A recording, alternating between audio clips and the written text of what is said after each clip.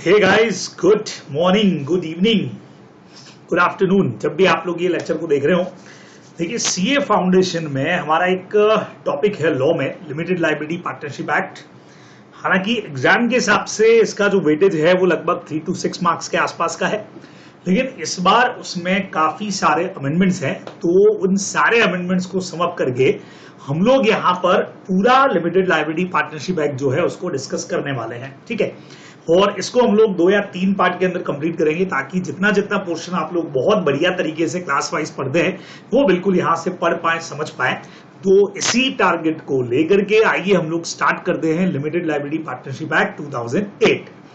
देखिए, सबसे पहले अगर इसके मीनिंग और कंसेप्ट पे बात की जाए तो LLP is a new form of legal business. ये आप लोगों में से मैक्सिमम लोग जानते भी हैं, और इसका सबसे बड़ा बेनिफिट ये है, जैसे नाम से आपको पता लग रहा है कि एक पार्टनरशिप है, लेकिन इसमें लायबिलिटी जो है वो मेंबर्स का कहीं पे लिमिटेड रहेगा, जैसे कंपनीज में होता है।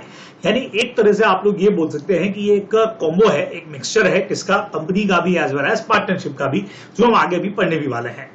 It is an alternative corporate business vehicle that not only gives the benefit of limited liability at law compliance cost, है ना, मतलब जहां कंपनी को बनाने में अपनी इतनी ज्यादा कॉस्ट लगती है, उसके बजाय यहां पे कॉस्ट कम रहेगी, but allow its partnership the flexibility of organising their internal structure as traditional partnership.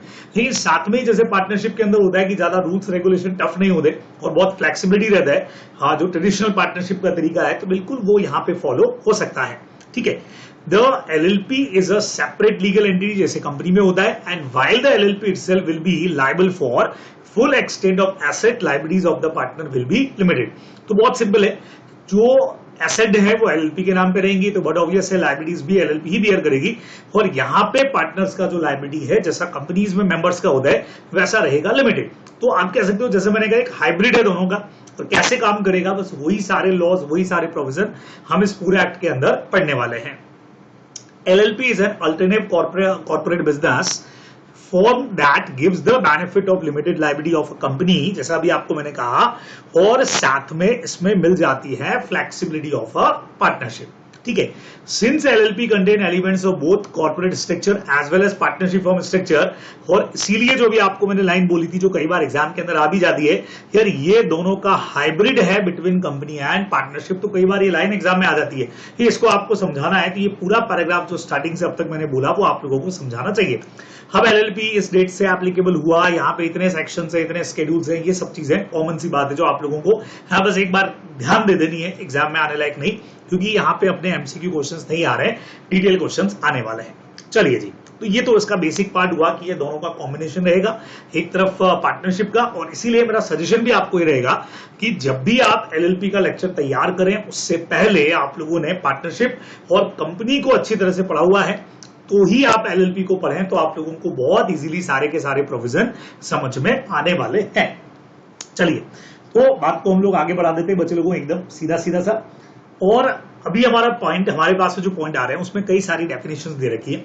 हाँ, जैसे फर्स्ट डेफिनेशन आप देख रहे हैं, फिर बिजनेस का डेफिनेशन है, एंटिटी का डेफिनेशन है।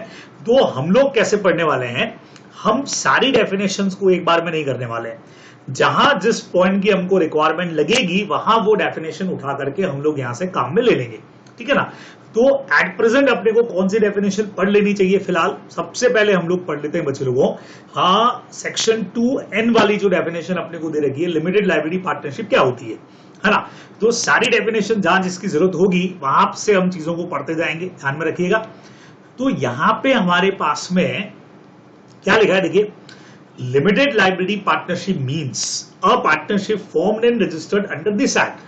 अब जिन्होंने कंपनी का डेफिनेशन पढ़ रखा होगा वो इसको बहुत कुछ रिलेट करेंगे कि company means a company which is formed and registered under this act और एनी प्रीवियस एक्ट, है ना। सेम डेफिनेशन यहां पे है कि एलएलपी का मतलब एक ऐसी पार्टनरशिप से है जिसको आपने फॉर्म किया और रजिस्टर्ड किया under this act. Previous act इसलिए नहीं लिखा हुआ है क्योंकि इससे पहले एलएलपी का कोई एक्ट फॉर्म के अंदर था ही नहीं।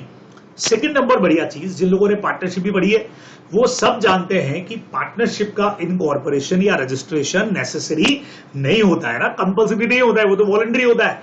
लेकिन यहां पे बहुत जरूरी है कि बगैर एलएलपी जो है, मतलब रजिस्ट्रेशन के बगैर आप एलएलपी का फॉर्मेशन कर ही नहीं सकते हो। यहां ये पॉइंट अपने को फोकस करना चाहिए, अपने को ध्यान में रखना चाहिए, बराबर। तो बढ़िया सी डेफिनेशन है, सिंपल वाली। अब इन डेफिनेशन के साथ बच्चों एक आध डेफिनेशन में आपको और यहां से करवा रहा हूं। पहले जैसे यहां एक डेफिनेशन हमारी आई है बिजनेस की। अब जिन लोगों ने एलएलपी अगर पहले पढ़ रखा है तो उनको मैं क्लियर कर देना चाह रहा हूं, बहुत सारी जगह पे चेंजेस हैं, बहुत सारे अमेंडमेंट्स हैं। तो जिन्होंने पहले पढ़ रखा है, यार मान लीजिए कोई वजह से पिछले अटेम्प्ट में नहीं हो पाए और इस अटेम्प्ट के अंदर वो वापस से ट्राई कर रहे हैं एग्जाम क्लियर करने का, तो आप लोग इसको बहुत ध्यान से पढ़िएगा, क्योंकि कई सारी जगह पे कई सारी डेफिनेशंस के अंदर अमेंडमेंट भी हुए हैं। जैसे बिजनेस, अब बिजनेस में इंक्लूड रहेगा every trade, profession and service and occupation. जैसा हम लोग नॉर्मली बात करते भी हैं, पार्टनरशिप के अंदर भी अपने ही बात की थी। ये प्रोफेशनल लोग भी, चार्टेड्स हो गए, एडवोकेट्स हो गए, सीएस हो गए, सीएमएस हो गए, ये सारे लोग भी एलएलपी का फॉर्मेशन कर सकते हैं। बाकी बिजनेस तो वही है, ट्रेड। आज कोई हैंडीक्राफ्ट का फैक्ट्री हमको लगाना है तो पहले था यार पार्टनरशिप में लगाया जाए या हम कंपनी में लगाएं, तो अभी हम एलएलपी का भी सोच सकते हैं, क्योंकि यहां दोनों बेनिफिट मिलेंगे, पार्टनरशिप के भी और साथ साथ में कंपनीज के भी, बराबर। अब जो नया पॉइंट इन्होंने जोड़ा जो पिछली बार से अलग था, हालांकि इसका कोई ज्यादा भी रोल नहीं है, except any activity which the central government by notification exclude, है ना। अब ये पुरानी डेफिनेशन में नहीं था, पुरानी डेफिनेशन यहीं तक थी, जो अब जोड़ दिया गया है। बिजनेस में ट्रेड, प्रोफेशन, सर्विस और ऑक्यूपेशन यहाँ इंक्लूड रहेगा, लेकिन हो सकता है कल को सेंट्रल गवर्नमेंट कुछ एक्टिविटीज को एक्सक्लूड कर दे, यार ये एक्टिविटी के लिए आप एलएलपी का फॉर्मेशन नहीं कर सकते हो, तो वो चीजें अपन लोग वहां से पढ़ लेंगे जब भी ऐसा प्रोविजन आएगा, बराबर। तो सेंट्रल गवर्नमेंट कुछ पर्टिकुलर चीजों को, कुछ एक्टिविटीज को एक्सक्लूड कर सकता है बिजनेस का डेफिनेशन से, तो वो फिर चीजें हम लोग एलएलपी में नहीं कर पाएंगे, ये आप लोग को ध्यान में रखना चाहिए, बराबर। तो ये डेफिनेशन भी बहुत सिंपल हो गई। अब यहां पे बच्चे लोगों एक नया डेफिनेशन जो है वो और इस बार ऐड हुआ है, और वो डेफिनेशन क्या है, स्मॉल लिमिटेड लायबिलिटी पार्टनरशिप।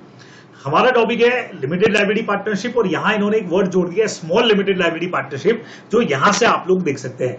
लेकिन ये डेफिनेशन भी थोड़ा सा बाद में आपको समझाऊंगा, क्योंकि यहां भी कुछ चीजें अपने को पढ़नी बाकी है, वो पढ़ लें पहले। कॉमन एलएलपी क्या होता है, कैसे उसका फॉर्मेशन होता है, क्या कुछ है, वो पढ़ने के बाद आपको यहां से डेफिनेशन पढ़ाऊंगा, बराबर। लेकिन एक चीज ध्यान रखिएगा, जिन लोगों ने कंपनी लॉ पढ़ा है, तो कंपनी में जैसे स्मॉल कंपनी का हमारा कंसेप्ट था, बस वैसा ही यहाँ पे स्मॉल एलएलपी का एक नया कंसेप्ट जो है, नया सेक्शन जो है वो ऐड हुआ है, तो बहुत कुछ उससे मिलेगा, है ना। यहाँ पे भी कुछ कैपिटल टर्नओवर की रिक्वायरमेंट रहेंगी जैसी वहां पे है, लेकिन क्या कुछ अलग होगा वो यहां से हम लोग पढ़ेंगे जरूर, लेकिन थोड़ा सा भी रुक करके अभी फिलहाल हम आगे बढ़ते हैं, ठीक है। तो हमने एलएलपी का मीनिंग पढ़ लिया कि भाई एलएलपी का मतलब क्या होता है, एक ऐसा पार्टनरशिप जो इस एक्ट में रजिस्टर्ड या इनकॉर्पोरेट हुआ है, अपने को ध्यान रखना है, ओके। अब यहां से हम लोग बात करना शुरू करते हैं बच्चे लोगों। सबसे पहले हमारी बात आती है non applicability of Indian Partnership Act 1932, यानी कि हम लोग बात कर रहे हैं सेक्शन नंबर 4 पे।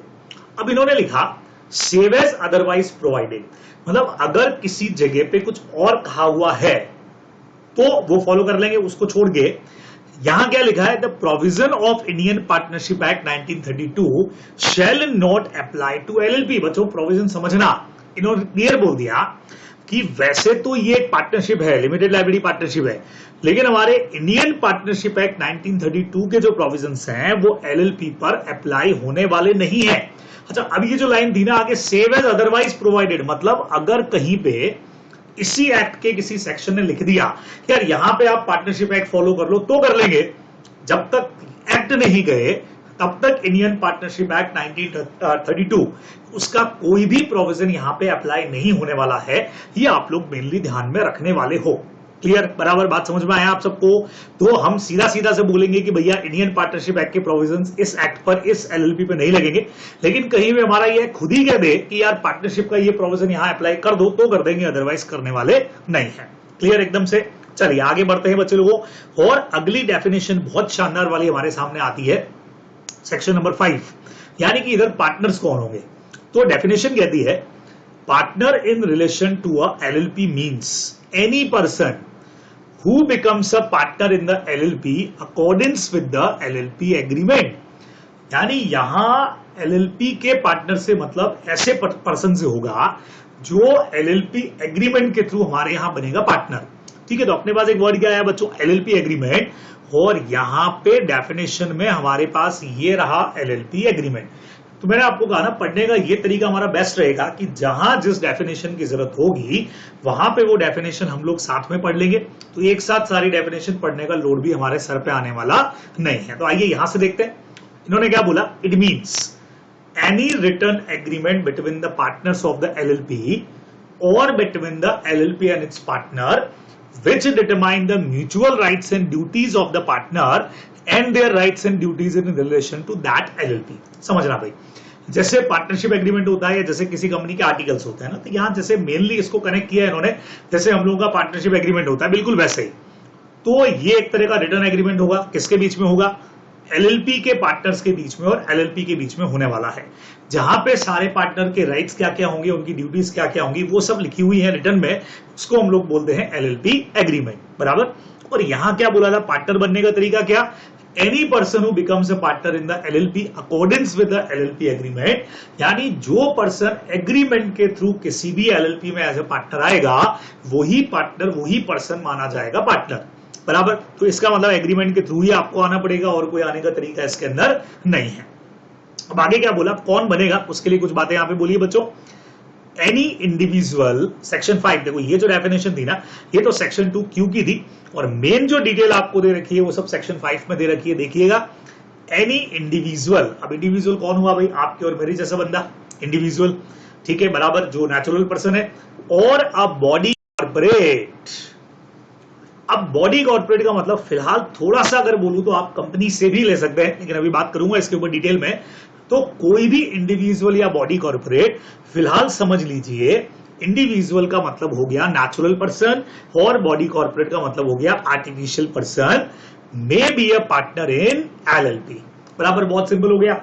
क्या बोला इन्होंने, एनी इंडिविजुअल यानी कि कोई भी नेचुरल पर्सन और अ बॉडी कॉर्पोरेट यानी कि artificial person may be a partner in LLP, वो एलएलपी में पार्टनर बन सकते हैं, जैसा कंपनी में होता है या कहीं पर भी होता है ना। आप लोगों ने पार्टनरशिप फर्म में भी पढ़ा कि एक कंपनी पार्टनरशिप फर्म की पार्टनर बन सकती है अगर उसके मेमोरेंडम अलाउ करें। तो बिल्कुल उसी तरह से यहां पे है कि कोई भी आर्टिफिशियल पर्सन या नेचुरल पर्सन एलएलपी का पार्टनर बन सकता है।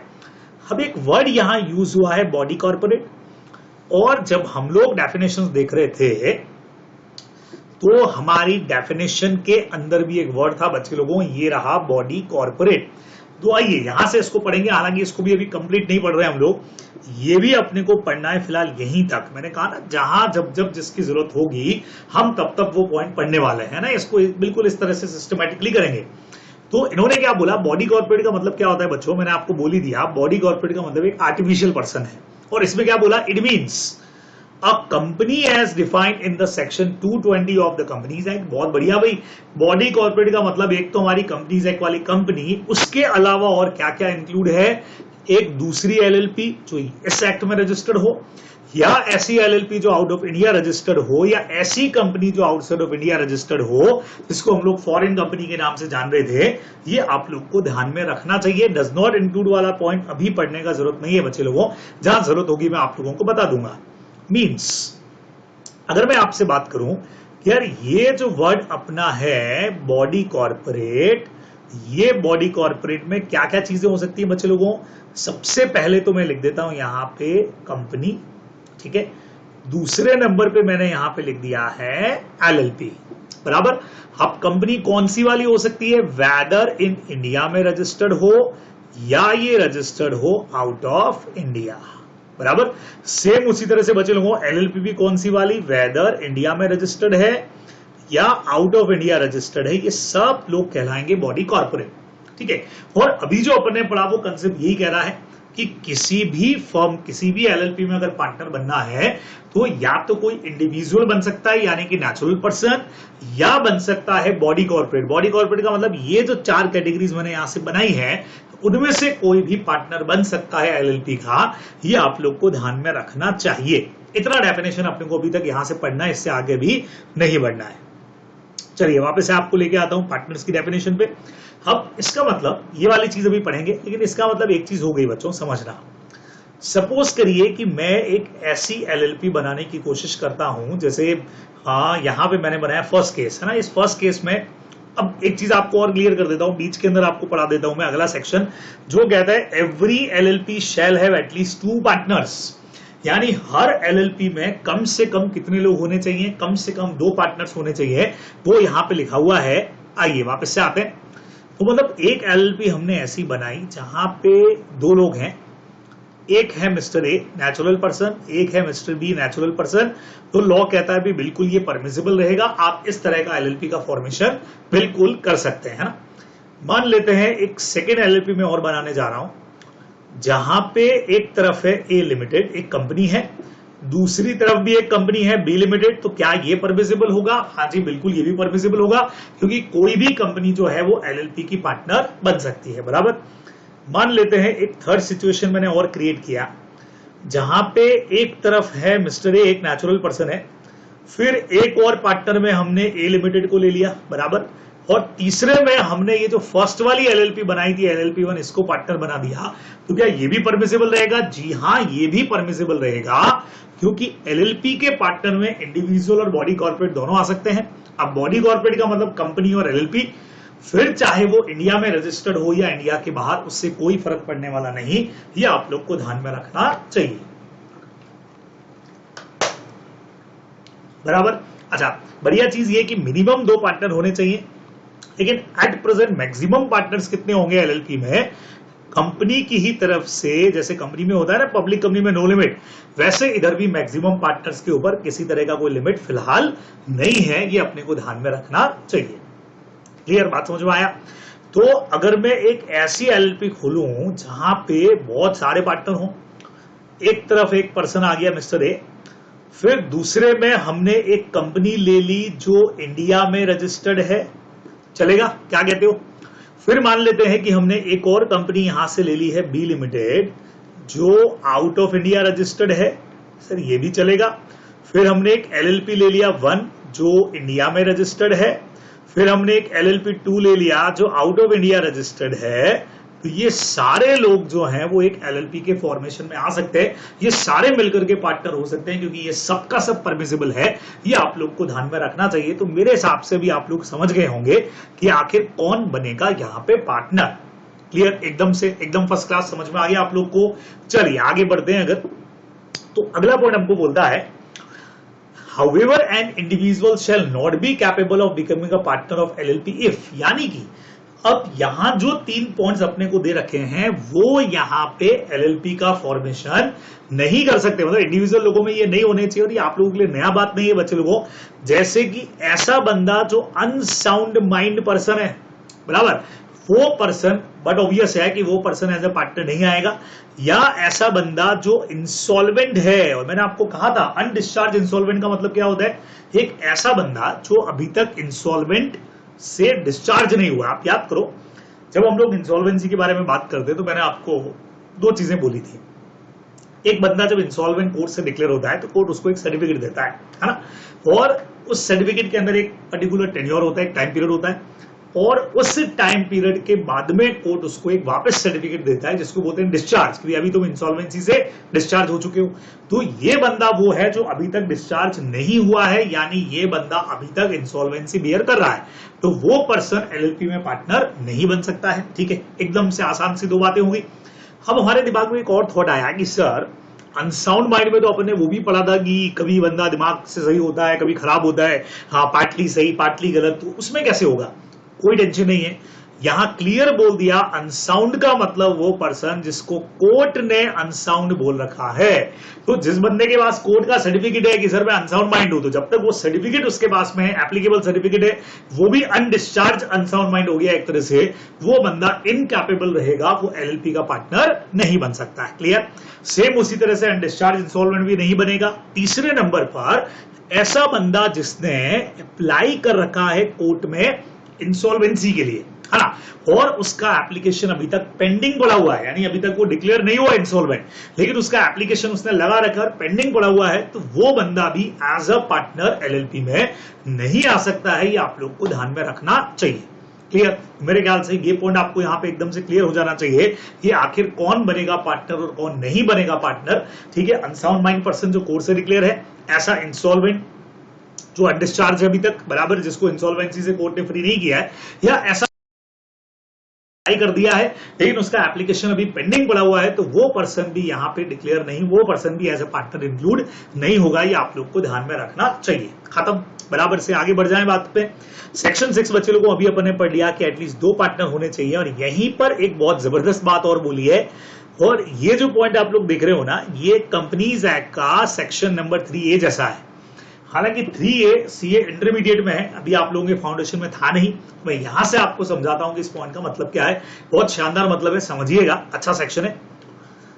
यहां पे लिखा है, हाँ जी, if at any time the number of partners of a LLP is reduce below 2, यानी कभी भी ऐसा हो जाए कि नंबर ऑफ पार्टनर जो हैं LLP के वो 2 से कम हो जाए, है ना, and the LLP carries on business for more than 6 months while the number is so reduced। कभी ऐसा हुआ कि भाई LLP का नंबर 2 से कम हो गया था, ठीक है सर, 2 से कम कैसे हो सकता है? जैसे आप सोचेंगे सर किसी की डेथ हो गई तो उसका लीगल हेयर आ जाएगा, ऐसा कुछ भी। तो ये लीगल हेयर आने वाला काम भी आपको 6 महीने में बट ऑब्वियसली कर लेना है। मतलब बाई चांस आपको लगता है कि भाई LLP के अंदर 2 से 1 हो गए, ये पार्टनरशिप फर्म होती तो कंपल्सरी डिसोल्यूशन होता, आप लोग जानते हैं, लेकिन LLP के अंदर आप लोग जानते हो ये कॉर्पोरेट बॉडी की तरह है, तो इसका वाउंड अप चालू करना पड़ेगा। लेकिन कभी ऐसे हुआ कि 2 से 1 हो गए और एक बंदे के रहते हुए भी उस LLP ने 6 महीने तक बिजनेस कर लिया, और the person who is the only partner of the LLP during the time, एक ही बंदा, एक उन्होंने बढ़ाने का सोचा ही नहीं, वह ठीक है यार एक जना है तो एक ही से चलाओ, उससे उन्होंने 6 महीने तक बिजनेस कर लिया, that is so carries on business after दो 6 मंथ्स। 6 महीने के बाद भी आपका बिजनेस चालू है तो क्या होने वाला है? जो बंदा इस तरह का बिजनेस 6 महीने के बाद भी कंटिन्यू रखेगा and has the knowledge about the fact कि he is carrying business with alone, with him alone, है ना, और उसको ये अच्छे से पता भी है कि वो अकेला ही इस बिजनेस को चला रहा है, shall be liable personally for the obligation of LLP incurred during that period। और इससे होगा क्या कि उस टाइम पीरियड में जो भी लाइबिलिटीज क्रिएट होंगी, उस टाइम पीरियड का मतलब बच्चों 6 महीने बाद में, उन सब के लिए फिर वो पर्सनली रेस्पॉन्सिबल हो जाएगा। ये आपको ध्यान में रखना चाहिए। चलिए, तो ये सेक्शन आप बहुत अच्छे से मुझसे समझिए। इस सेक्शन का मतलब क्या है? इस सेक्शन का मतलब ये है बच्चों, जब भी 2 से ये 1 हुए, यानी कि मेंबरशिप नंबर में, पार्टनर्स नंबर में रिड्यूस हुआ, 2 जने पार्टनर थे, 2 से ये 1 हो गए, तो लॉ ने बेसिकली इनको टाइम दिया है 6 महीने का। 6 महीने में करना क्या चाहिए था? 6 महीने में इनको अपना मेंबरशिप नंबर वापस से बढ़ा देना चाहिए। नहीं बढ़ा सकते हो तो भैया बंद कर दो फिर, है ना। अल्टीमेटली 6 महीने तक आप एक जने के साथ चला सकते हो, लेकिन 6 महीने बाद की पोजीशन ये है कि वापस से कम 2 जने तो दिखने चाहिए। लेकिन मान लो इन्होंने ऐसा नहीं किया और बिजनेस कंटिन्यू किया, तो वो जो भी अभी एक पार्टनर बचा हुआ है, वो जो भी LLP के डेप्ट होंगे उनके लिए पर्सनली लायबल हो जाएगा। ये आपको ध्यान में रखना। लेकिन यहां पे भी एक मजेदार चीज आपको मैं बता देता हूं। पर्सनली लायबल का मतलब ये कि फर्स्टली तो LLP ही रेस्पॉन्सिबल होगी, फर्स्टली तो LLP ही रेस्पॉन्सिबल होने वाली है, ठीक है ना। लेकिन अगर LLP के पास में उतने फंड्स नहीं हुए लायबिलिटीज को पे करने के लिए, तो इस बंदे का लायबिलिटी लिमिटेड से अनलिमिटेड में कन्वर्ट हो जाएगा। मतलब वैसे तो लिमिटेड लायबिलिटी पार्टनरशिप है, लेकिन जैसा मैंने कहा था ये पार्टनरशिप है, इसमें कंपनी भी घुसी हुई है, साथ में पार्टनरशिप भी है, तो यहां पे इसकी लायबिलिटी जो है फिर लिमिटेड से अनलिमिटेड हो जाएगी डेब्ट को पे करने के लिए। ये आप लोगों को यहां पे मेनली ध्यान में रखना चाहिए, ठीक है। मान लेते हैं, एक छोटा सा एग्जाम्पल में बनाता हूं। सपोज करिए कि 1 अप्रैल को, है ना, 1 अप्रैल 22 को इनका जो नंबर है वो 2 से 1 हो गया, यानी 2 से 1 मेंबर हो गया। तो इनके पास 6 महीने का टाइम है, इनको वापस 1 मेंबर रेस करना चाहिए था, लीगल एयर को पार्टनर बनाना चाहिए था, जो भी कुछ है, एक जना इनको और बढ़ाना चाहिए था, लेकिन इन्होंने ऐसा नहीं किया। अच्छा, 6 महीने का टाइम का मतलब होता है बच्चों, अप्रैल से 6 महीने का टाइम मतलब 30 सितंबर 22, है ना। 6 महीने सितंबर में खत्म होते हैं, तो यहां तक इनको क्या कर लेना चाहिए था, 1 मेंबर बढ़ा लेना चाहिए था, लेकिन यहां तक इन्होंने 1 मेंबर नहीं बढ़ाया। इसका इफेक्ट क्या होगा?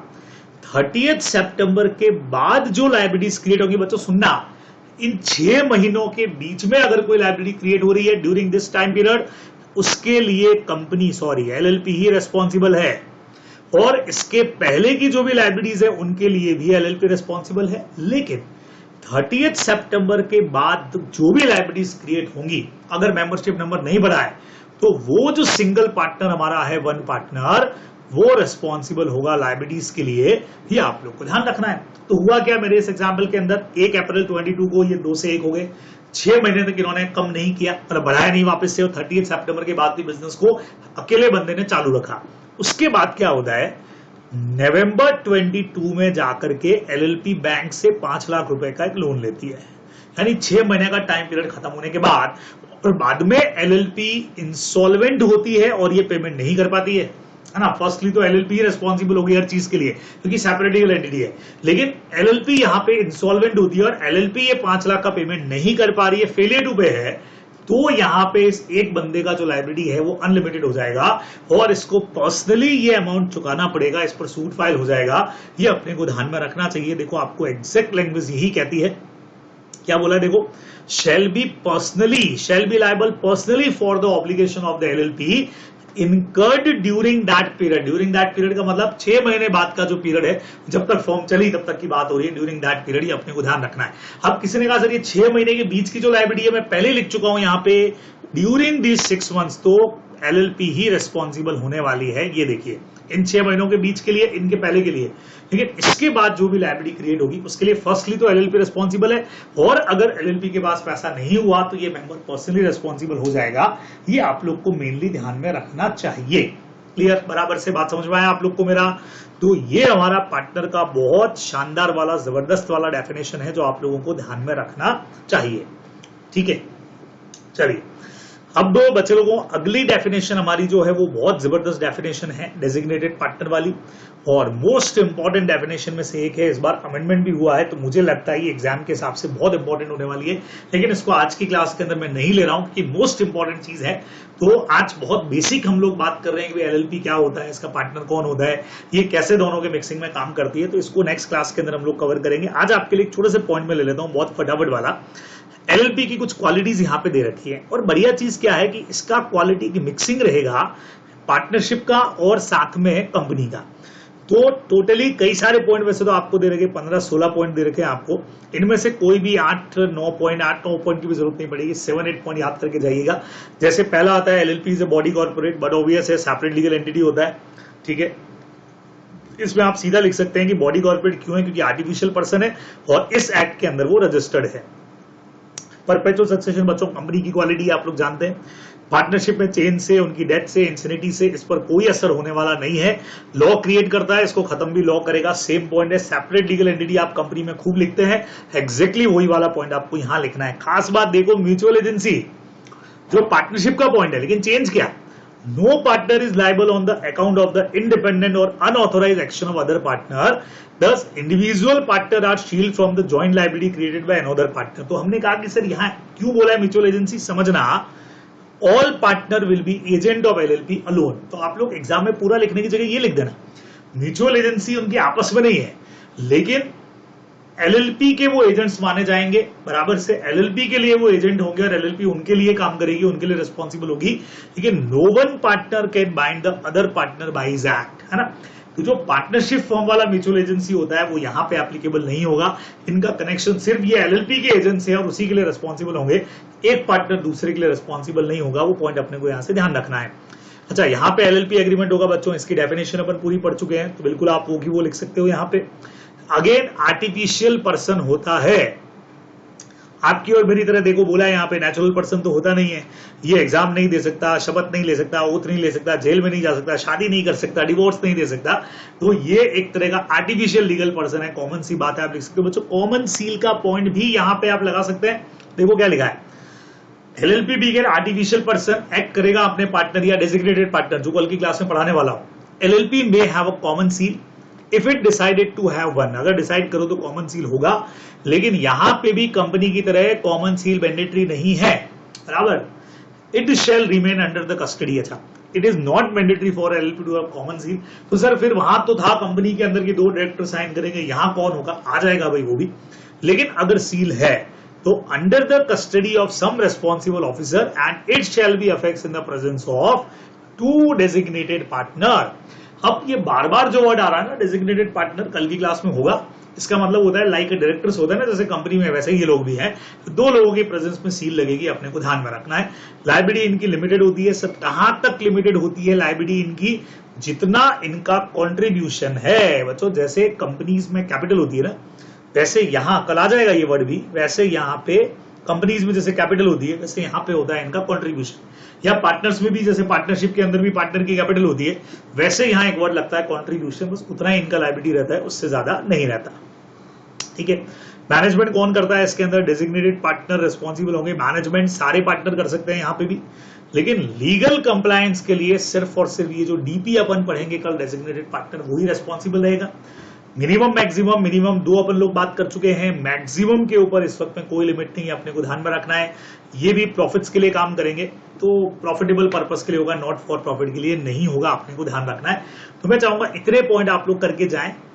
बाकी ये जो पॉइंट दे रखे हैं बच्चों, ये सब आगे के कुछ हाईफाई टॉपिक्स हैं जो इस वक्त आपके कोर्स में नहीं है।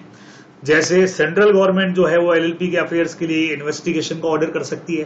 ठीक है। कॉम्प्रोमाइज और अरेंजमेंट पूरा एक चैप्टर आता है बच्चों, कंपनी लॉ का भी है, उसके प्रोविजन भी लगेंगे। तो मेरे हिसाब से ये सब पढ़ के नहीं जाने चाहिए, अभी आप लोगों के काम की भी नहीं है, ना आपके कोर्स में है। ठीक है। हाँ, कन्वर्जन हो सकता है, ये भी अपने कोर्स में है। कोई भी firm, partnership firm, private company, unlisted public company अगर है तो वो बिल्कुल एलएलपी में कन्वर्ट हो सकती है, हम पढ़ेंगे भी। जी हाँ, आपने फर्म खोला, आपने कंपनी खोला है, या प्राइवेट कंपनी है या अनलिस्टेड पब्लिक कंपनी है और आप एलएलपी में कन्वर्ट होना चाह रहे हो, तो प्रोसीजर है, आप हो सकते हो। ठीक है। अच्छा, यहां पे भी एमसीए गवर्न कर रहा है बच्चों। जो भी डॉक्यूमेंट्स एलएलपी के सबमिट होंगे वो सब वही अपना www.mca.gov.in। ठीक है। तो इसीलिए मैंने कहा था जिन लोगों ने एलएलपी पढ़ना है, पहले कंपनी को, जो फाउंडेशन की कंपनी है प्लस फाउंडेशन का जो पार्टनरशिप एक्ट है उसको पढ़िए, तो ये आपको समझ में आएगा। और फॉरेन एलएलपी हो सकती है बच्चों, कोई बात होगी, जो इंडिया के बाहर इनकॉर्पोरेट है लेकिन जिसका बिजनेस प्लेस इंडिया के अंदर है, ये अपने को ध्यान में रखना है। और एक फॉरेन एलएलपी इंडियन एलएलपी की मेंबर यानी पार्टनर बन सकती है, ये हम पहले ही बात कर चुके हैं बॉडी कॉर्पोरेट की डेफिनेशन में, ये अपने को ध्यान रखना है। तो फॉरेन कंपनी की तरह ये डेफिनेशन है सेम, जैसे फॉरेन कंपनी का जो डेफिनेशन पढ़ा था बिल्कुल वैसे ही फॉरेन एलएलपी का डेफिनेशन है, ये आप लोग को ध्यान रखना है। तो ये कुछ पॉइंट्स हमारे बहुत फास्ट वाले थे, क्योंकि सिंपल है, कॉम्बिनेशन है दोनों का, तो बहुत इजीली आप लोग कर सकते हो, इसलिए मैंने फास्ट ले लिए। तो इतना आज के सेशन के लिए आप लोग करें, छोटा सा सेशन लिया आज मैंने। कल हम लोग आगे के पॉइंट्स के ऊपर बात करने वाले हैं। तो पूरा एलएलपी आप लोगों को मैं यहाँ पे कवर करवा दूंगा, क्योंकि कई सारे लोगों के मेरे पास पुराने स्टूडेंट के मैसेजेस भी थे कि सर हम एलएलपी कैसे करेंगे, क्योंकि बहुत सारे अमेंडमेंट आ चुके हैं। तो चिंता मत करिए, यहाँ हम लोग इस एलएलपी को बढ़िया तरीके से कवर कर लेंगे, और फिर आप पर है कि आप जैसे इसको तैयार करना चाहें। ओके, फिर मुलाकात होती है, बाय बाय।